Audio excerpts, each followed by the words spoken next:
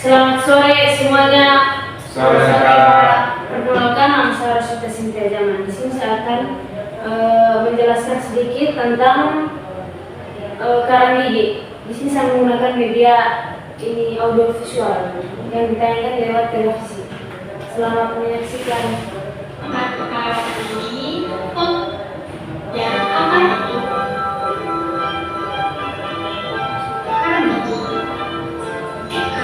gigi adalah suatu tindakan keras yang terhadap pada permukaan gigi, keluarga kulit dan kulit kekuningan, seperti orang disertai dengan ketika hitam dan mempunyai permukaan yang sedikit kasar. Di sini kalian dapat lihat bagaimana sih bentuk dari karang gigi itu. Lalu, faktor penyebab karang gigi itu ada beberapa macam. Yang pertama adalah tulang. Tulang adalah sisa makanan yang menempel pada gigi. Yang kedua, gigi dengan satu sisi rahang. Yang ketiga, sering mengkonsumsi makanan yang manis dan lengkap. Dan yang keempat, bicara dan waktu mengikat gigi yang tidak tepat. Lalu, bagaimana sih proses terbentuknya karang gigi? Proses terbentuknya karang gigi dimulai dari sisa makanan yang menempel pada gigi yang tidak dibersihkan.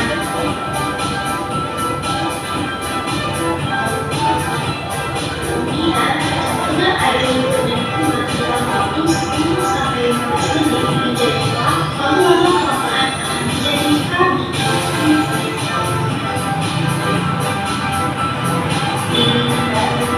Akibat yang dapat ditimbulkan dari karang gigi sendiri ada berbagai macam loh. Yang pertama, bau mulut. Yang kedua, rasa pusing. Yang ketiga, gigi mulai bergoyang. Dan yang keempat, gusi mulai berdarah. Nah, di sini saya ingin memberitahu kalian bagaimana sih pencegahan dan penanganan karang gigi itu. Yang pertama adalah pencegahan karang gigi, seperti menyikat gigi dengan waktu yang tepat dan cara yang benar, yaitu dengan menyikat gigi 2 kali sehari, malam sebelum tidur dan pagi setelah sarapan. Yang kedua, memperbanyak makanan berserat dan berair, seperti mengkonsumsi buah-buahan yang berserat. Yang ketiga, mengurangi makanan manis dan pengeras seperti coklat. Yang keempat, pemeriksaan dan kepelayanan kesehatan gigi setiap 6 bulan sekali.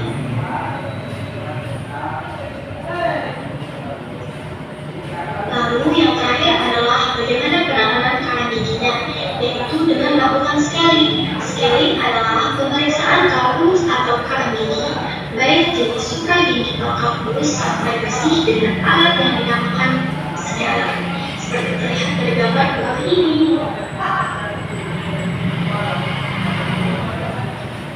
Oke, sekian dulu ya penyampaian dari saya tentang karang gigi. Saya ucapkan terima kasih banyak, dan semoga video yang saya katakan ini dapat menjadi pembelajaran untuk masyarakat semua akan pentingnya menjaga kesehatan gigi dan mulut.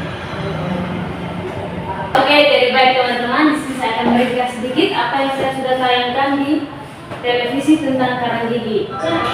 Nah, karang gigi itu adalah suatu endapan keras yang terletak pada permukaan gigi berwarna mulai dari kuning-kekuningan, kecoklatan, ada yang sampai kehitaman dan mempunyai permukaan yang sedikit kasar.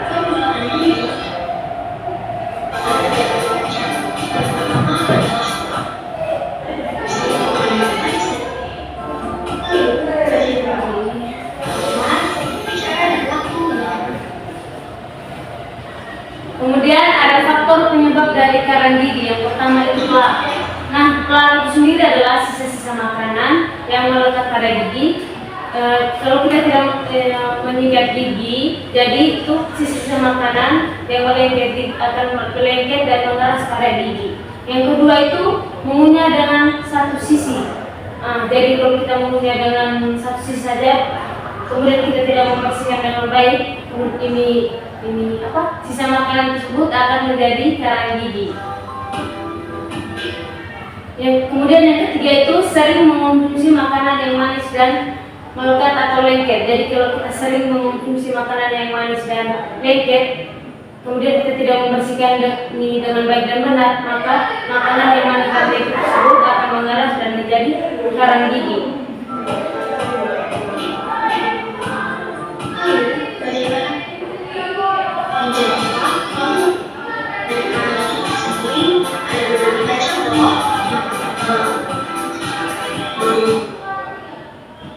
Terus ada akibat yang dapat ditimbulkan karang gigi. Yang pertama itu bau mulut, yang kedua itu radang gusi, yang ketiga itu digoyang, dan yang keempat itu gusi mudah berdarah.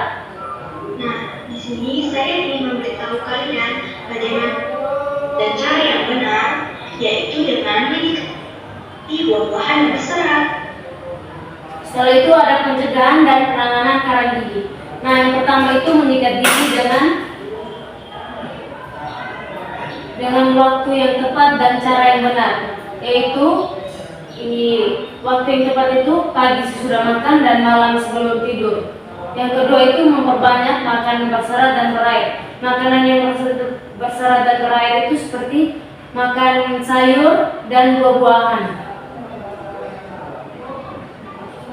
Pelayanan kesehatan gigi setiap 6. Yang ketiga itu ada mengurangi makanan manis dan lengket. Terus yang keempat itu pemeriksaan dan pelayanan kesehatan gigi setiap 6 bulan sekali. Nah, untuk orang dewasa itu setiap 6 bulan sekali. Terus untuk anak-anak itu 3 bulan sekali. Scaling adalah pemeriksaan kamu atau lalu Sekian dari saya, terima kasih.